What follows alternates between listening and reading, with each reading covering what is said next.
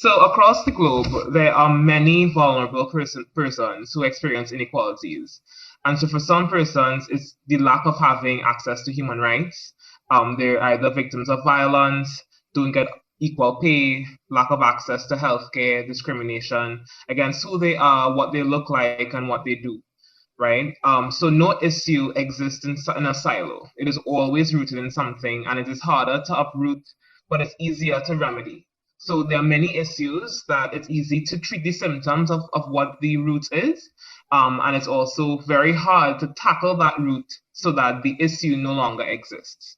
For victims of an example I'm going to give before we get into this, for victims and survivors of domestic violence, how do you ensure that the system and culture that facilitates the harm no longer exists? And so domestic violence causes a lot of symptoms, and so the state might have shelters, or they will try to educate police officers to deal with it, but it doesn't tackle the root. It just treats the symptoms. And so tackling the root, you will ask yourself whether or not you're going to tackle the education system to transform the way people see things and how our culture is perpetuated these type of issues, or whether or not you're going to advocate for policy change. And so today's presentation is to help you get your idea, what is in your head, to being there.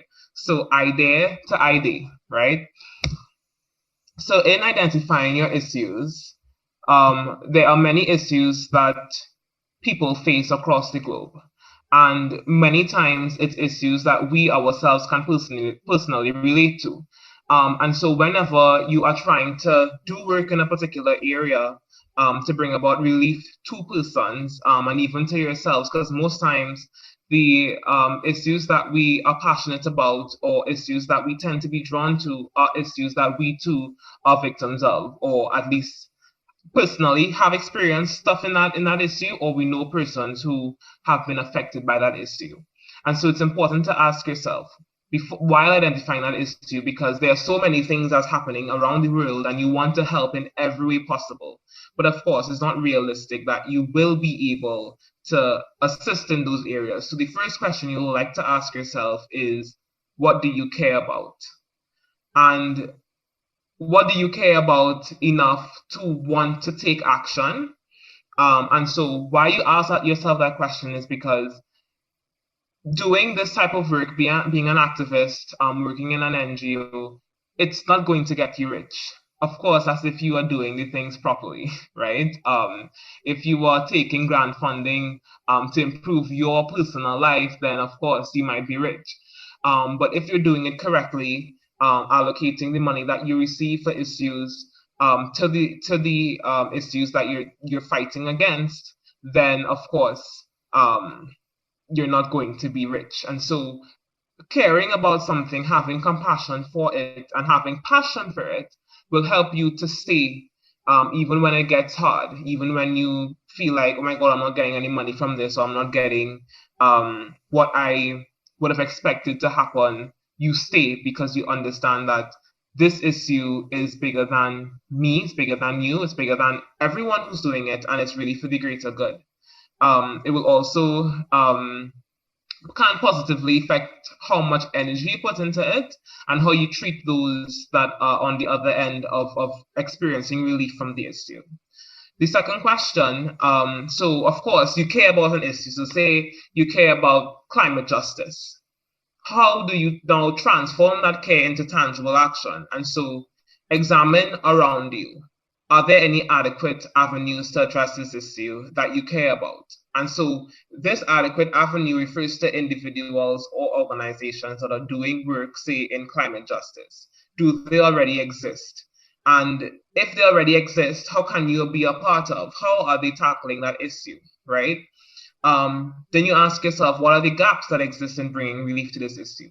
So there are many types of NGOs. Some of them provide a service.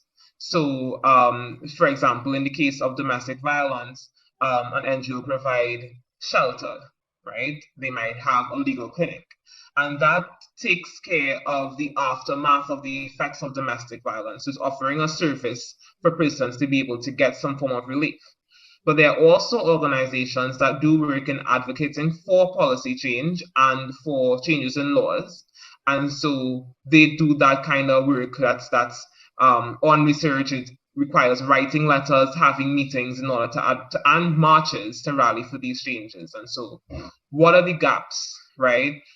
Is it that there are only two things that are happening, either service driven, where they are providing shelters or hampers or some form of charity, or they're probably on this side where they are pushing for policy change.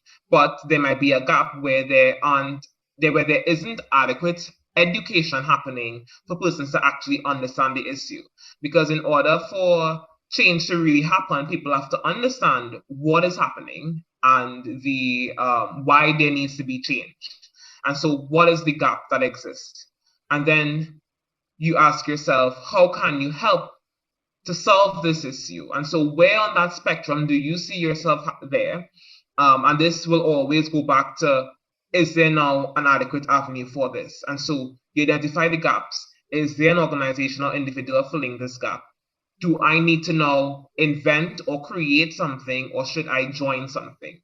And I should have said this at the beginning, this particular part of identifying the issue is conceptualization. To create any idea or to form anything, you need to conceptualize it, and you have to ask yourself these questions. So the second step there is now the mapping. So you've identified your issue. You know exactly what you care about. You have a list of avenues that exist to deal with this issue. But you also have a side of what the gaps are and how you would like to fill it, right? And so now how do you map this out? And so you have your issue. So you're passionate about climate justice, or you're passionate about ending gender-based violence. Great. Many people are affected differently by these issues. And so who is the target end user? I know this end user refers to beneficiaries, but I put it in brackets for you all to understand. But in everything you're learning constantly, and I'm trying to opt out from using the term beneficiary because it kind of gives that visual of a power structure for somebody being the savior and someone having to get from it. And so to ensure that persons are, in terms of power, at kind of an equal level in terms of language, I'm opting to use end user. So anytime you hear me say end user, I'm referring to beneficiary. So who is the target end user? Who will be the persons on the other side of your work? So if you are working towards ending gender-based violence, are you ending gender-based violence that's targeted towards children or women or other vulnerable groups, for persons in the LGBTQIA community, disabled persons, right? Who are you specifically doing and working for this issue around? Who's the end user? And of course, this will now influence how you will address the issue that you want to resolve. So is it going to be strictly digital media that you're using to attack these issues? So in the event that you're doing work to talk about cyber violence, many persons will try to target those who are also in the cyberspace. And so you might decide to opt in to be using social media to do that. And so once you're able to know what your issue is, who is the end user, then you know what avenue or how you're going to address the issue, what channel, what medium you're going to use to address the issue. The other thing, and this is the most crucial part of working towards ending or bringing relief around an issue, is who can you recruit to be on your team? Which organization best suits your ideal? So if you are going to form an organization, you will need to have members, or at least a team that can work with you to achieve this. But if you're going to join an organization that you have identified, you have to ensure that organization best suits your ideals and belief system to achieve the goal. Because the last thing you want to do is become a part of an organization, a group, a collective that goes against your beliefs. So even though they might be bringing relief towards to climate change, There might be certain things like they might treat their workers horribly, or they have a stance on particular things where maybe it's an exclusive space, maybe it's climate justice for some and not for all. And so it's important to do your background check, due diligence, to ensure that whoever you are working with, they do align with your belief system and that they are doing work for positive change. The other thing is, which avenues are you going to take to execute your idea? And so is it that you're going to now utilize social media? Are you going to implement projects on a community level? So doing grassroots work, going into the community, that hands-on approach. And is there adequate funding and resources to ensure that you can actually achieve what your goal is? And so many ideas remain stunted because there isn't adequate resources and funding, and that is something you have to be prepared for and take note of throughout your entire planning process when identifying your issue. And then the last part of this is the execution, where you've created your outputs, you know exactly what it is you're doing, and you know how you are going to do it, and you started doing it. But throughout any work that you will ever do, you always have to check in. Are these outputs reaching the end users? Because many times you're doing stuff and you're getting a lot of traction from it, but when you look at who are the beneficiaries, the end users, the persons who might come to your event, the persons who might tune into your Zoom, might be those who already know these things, and so you're preaching to the choir. And so, is it reaching those who it is supposed to reach? Secondly, are your outputs accessible? And so it goes back to, if you are intending for your work about gender-based violence or about climate justice to reach, say, 50-year-old women farmers in citrus, and you decide that you're only going to put something up on TikTok, you're getting real traction, a lot of views, but who is on TikTok, right? The 50-year-old, I said citrus, that is in Trinidad, but somewhere which is far in Trinidad. So think about a place that's far in Antigua and Barbuda, and you live, say, in the city. Is it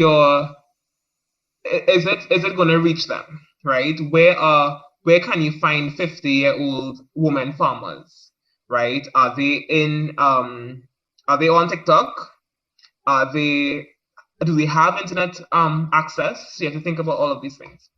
And accessibility is where people can actually be able to see and partake and engage in what you're putting out. How can you maximize support and community as you work towards resolving the issue? Now, there isn't a single entity that works on an issue. It always has more than one person. So it's either another organization, another individual, or something like that. But there are always multiple people working on an issue. And so collaboration helps share the work, also being able to reach as far as possible with your idea. And so if you say you are really good at social media and somebody else is really good at crafting the messages, then you collaborate so you are able to maximize their content to reach as far because you are good at social media. Collaboration is key, being, partnerships being the 17th SDG. It's important to partner. And then in executing, you always have to think ahead. What are the next steps? Okay, I'm giving people 100 period boxes with period products in it. I'm giving them this. What next? What happens when that box runs out? What happens if they have, say, a medical issue with their period? What next? What is your idea? How is it going to follow through? What are you going to do next, right? Just now I'm saying, right. Developing solutions. Now, in developing a solution, and so you have your idea and you know what the issue is, right? But how are you going to ensure that it is a valid solution? Research. At every point, of your project, of your campaign, of anything that you are doing, to develop your idea, always research. And this research can look like looking at what other NGOs in other countries, or even right here in Trinidad and Tobago, it might not be in the same area, but they might have the same target audience. And so how have they been crafting their messages? Have they been doing animated videos? Have they been hosting workshops? What has been working for them? A good thing too, social media is gold. You can search hashtags. So say if you are doing something on period poverty, search the hashtag period poverty. Search the hashtag period and see what comes up, see what other people are doing. There's no idea that's ever really original, right? It's always been, it either happened before in a different way or it already exists. And so you always want to make sure you kind of leverage, because no one human being knows everything, and there might be people who execute it better. Of course, don't steal things wholesale. If you want to adopt that model, send a message. People respond. If they don't respond, then find a way to not steal their idea. The other thing is center the voices of those who are most affected. So at the end of my presentation, I'm going to drop a link in the chat to a feminist advocacy toolkit that I came upon that is led by YC Australia, and it's brilliant. It talks about intersectionality and how you can advance your work in gender justice. And so you do not want to be someone, because all of us have a type of privilege that we have, and a privilege is just having advantage in an area over someone else. And so how are you centering the voices of those who are most affected? And so throughout your work, if you are doing something to bring relief to a people, you need to ensure that their voices are centered. So talk to them, have a focus group so that they can influence what you put out, right? Ensure that your solution takes on a gender lens. How are the issues affecting various people, right? Is it inclusive? Is it what is your solution something that can either bring positive impact to someone and negatively affect someone else? Always try to assess how the solution affects various bodies of people, right? And so this is also taking an intersectional lens, because for example, if you're dealing with gender-based violence affects people differently. And so you want to ensure that you take that into consideration, so you can either carve out, okay, I'm going to focus on this group or that group, but you know exactly how it affects them differently. Identify resources that you have to work with. If it's people, if it's money, if it is research, make sure you identify those resources so that it helps feed into your solutions. If you're joining an NGO or an external body or project, as I mentioned before, do due diligence, right? Ensure that that organization aligns with your beliefs. Assess your skills before applying. So of course, applying is really good, but you want to also know, do I need to tweak my CV? Do I need to tweak my cover letter?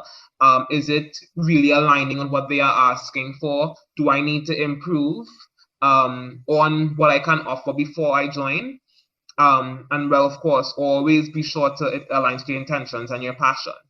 And the last point on this, ramble to a friend. That's where the light bulb moments happen, when you are talking about an issue and you're saying, oh my God, I have this idea, but I don't know how to do it. And you have a conversation, you're able to realize, oh my God, I didn't think about this before. Or they might even give you advice, right? So ramble to a friend. And so in creating a campaign, so if you decided that you're going to go a campaign route, what is the message that you're trying to convey? Who are you targeting, right? So again, who's the end user? How do I want to say or deliver it? If you're doing a campaign or a project, how do you want to go about doing it? Do you want to offer services while simultaneously advocating for policy change? How are you going to do that? Which platforms or channels you're going to use? And this, of course, will be influenced by who the target audience is. What do you need to execute this well? Do you need extra people? Do you have the capacity within your group, within yourself? Do you need to outsource? Do you need volunteers?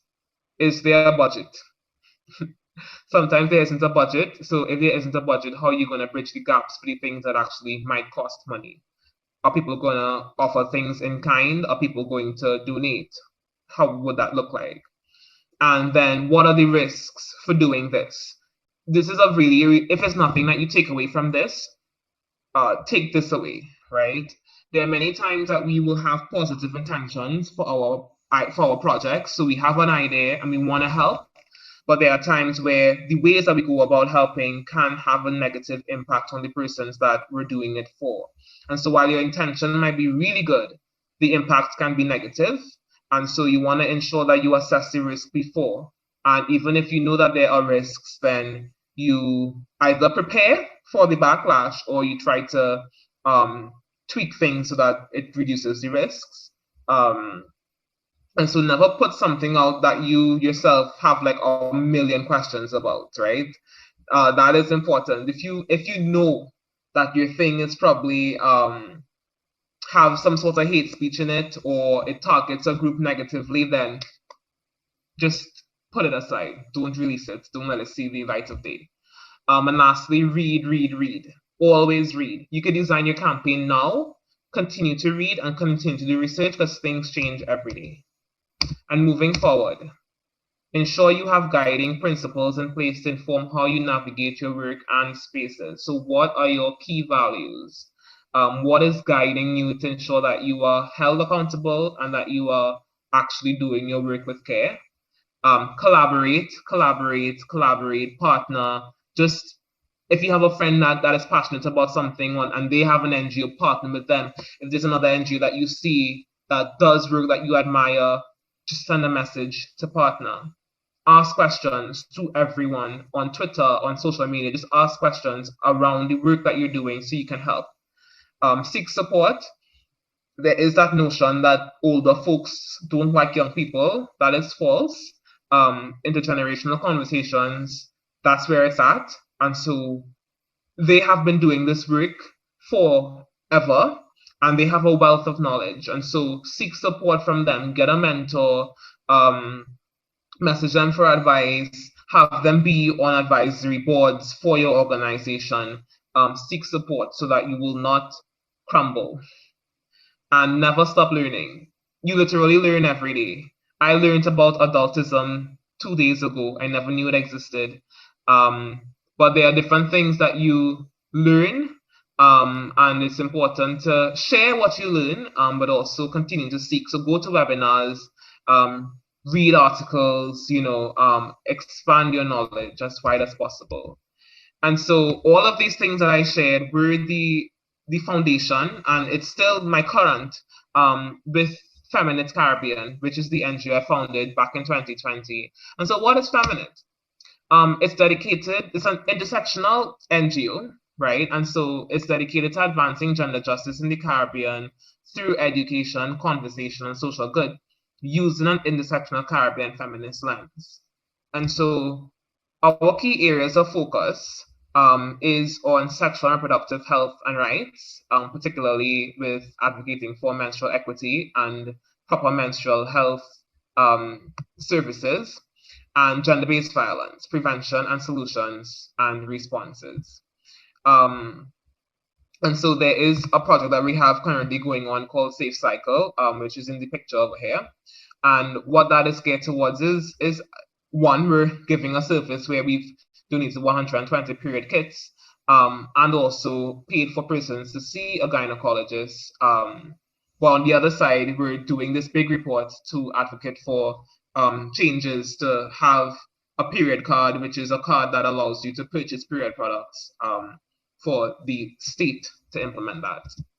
And so many times you will want to do a project, but you need assistance, you need a bigger body to assist. And so luckily last year, we were approached by UNECLAC to do this campaign for 16 Days of Activism. And so whatever idea or project that you're doing, ensure you have a social media and ensure you stay true to it. It helps with being able to attract possible partners and also persons who want to invest in your work. And so we did this campaign for 16 Days of Activism with the High Commission of Canada and UNECLAC. And lastly, cyberfeminism helps drives your work. And so on our social media, while it's partnered with what we do on the ground, we try to ensure we keep up our social media presence to educate persons, to again attract partners and possible sponsors, and just to keep track of the work and help others learn too. So thank you all for listening. I hope it was super helpful. And remember to stay true to who you are and ensure that your intentions match up with the kind of impact that you want to have.